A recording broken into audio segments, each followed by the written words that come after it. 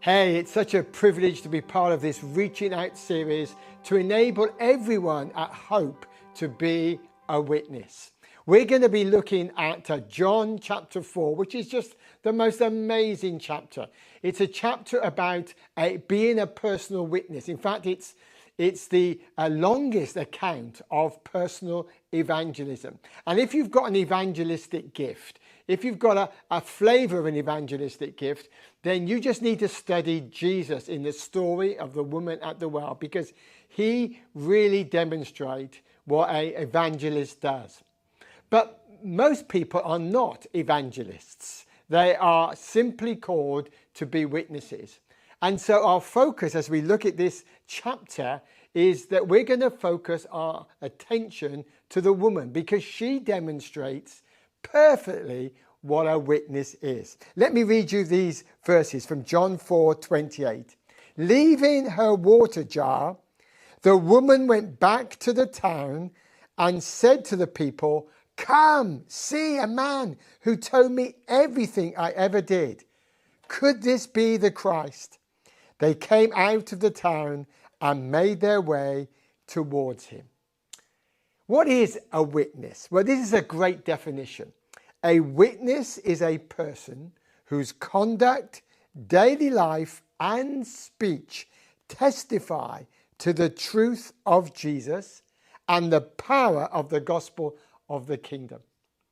So, how can we be a witness like this woman at the well is a witness? There are 4 simple things I believe we can learn from this woman. And we're going to deal with number 1 in this bite size, and then we'll deal with the other 3 in the other bite size video. 4 things I think this woman teaches us. First of all, to be a witness, we need to walk into other people's worlds. Secondly, when we're in their worlds, we need to live transparent lives, transparent Christian lives. Thirdly, we need to just learn very simply how to tell our gospel story, our salvation story. And then finally, we need to learn how to issue an invitation to those that we have the privilege to witness to. So first and foremost, we need to leave, if you like, the cozy presence of Jesus and walk back into our worlds and take Jesus with us. There's a great book called Walk Across the Room. And this is a quote from that book. 10,000 steps. Roughly, that's the distance you travel sunrise to sunset, each and every day of your life. It adds up to 115,000 miles in a lifetime. God, I'm exhausted just saying it. That's more than 4 times around this planet. With that said, just one question. Are you using your steps wisely? Assume the average distance across a room is 20 feet, about 10 steps. The question I hope to answer is this. What if 10 steps, just 1/1000th of your daily average, could actually impact eternity? If so, it might well change the way you walk. Bill Hybels wrote that, and he was observing someone who just walked 10 steps across a room to start a conversation with a complete stranger, which led to him being able to share the gospel. This woman could have stayed with Jesus, but she chose to walk back to her village and begin the great task of sharing what had happened to her with the people around her. Now, this could be very practical and very simple.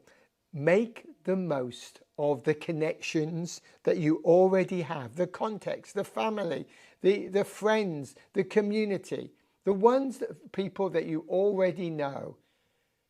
Have you been a witness to them? That's a great place to start. Maybe there are people that used to be part of your world but no longer are part of your world. Well, then why not reconnect? Why not make new connections with those people and start a conversation with what God has done in your life? And then finally, sometimes we exhaust all those friendships and we need to make new friendships, taking new initiatives to actually widen our friendship circle. I personally joined a couple of gyms in my life just to do that, just to expand my connection with a wider group of people. So, number one, and how to be a witness, we need to learn to walk into other people's worlds with an opportunity that affords for the gospel. In the next bite-sized chunk, we'll look quickly at the other three.